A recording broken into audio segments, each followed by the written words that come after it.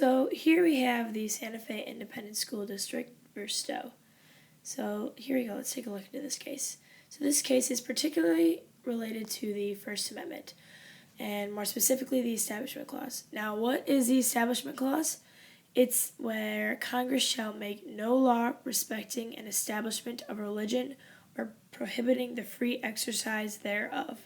So this basically means that government and Congress cannot force you into a particular religion as well as prevent you from, studying this religion and practicing it. So at the Santa Fe High School, the student class votes on a student council chaplain to deliver a prayer before every home varsity football game over a public address system. Now, this caused a little controversy right here. So one Mormon family and one Catholic family filed a suit challenging this practice of delivering this religious prayer over a public address system.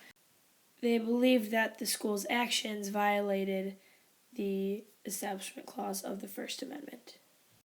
So these Catholic and Mormon families had children attending this high school, and they did not feel comfortable with their children, quote-unquote, practicing this religion and listening to it at the football games because they claimed it was an endorsement of religion. So then this case was taken to court. The Santa Fe High School, they were the petitioners of this case.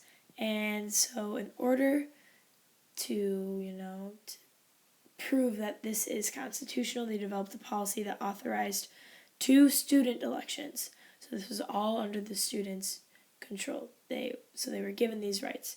Their first policy was a vote to determine whether the invocations should be delivered before the games. Invocations, quote unquote, meaning like prayers, like speeches over the public system. And the students clearly voted that they should because it's a tradition for this high school. And then the second policy was to select a student prayer leader, so that student had that right to deliver that speech.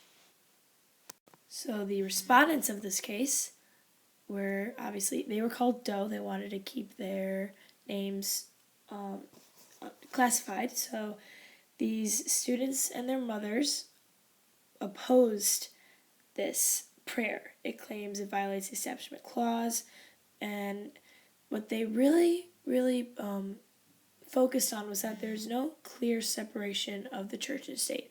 Because the school is public property and the government owns it, and because these religious prayers are being delivered on this public property, that added a lot of controversy and a lot of thinking and a lot of extra variables into this case. And as a result, the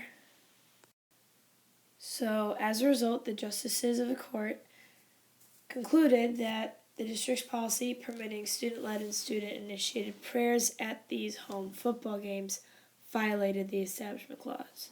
They claimed that the prayers were a public speech authorized by a government policy and taking place on government property at a government-sponsored school-related event.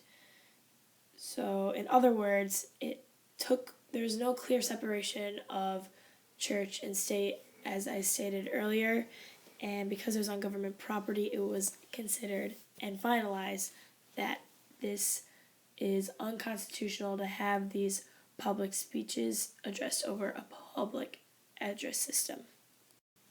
So now, what does this mean for us? So this brings us back to the First Amendment and talking about the freedom of religion, the freedom of speech, maybe the difference between public and private speech. It seems to be, kind of restricted, and it could be taken very personally. Like sometimes there are families and cultures and religions out there that are very, very serious and very dedicated, and they aren't, flexible, and they really want it just to be all about their religion. So there has to be a clear separation of church and state in order to practice these religions, especially on, in this case, it was on public property. So there wasn't like a clear separation, but on private property, and and people leading prayers all together on private property, not addressed publicly, that will be considered constitutional. But here, this is kind of evaluating the difference between private speech and public speech, and recognizing that although Congress can't enforce you to practice this religion, or prevent you from practicing it, you have to have that separation of church and state. So thanks guys for listening, and I hope you learned something.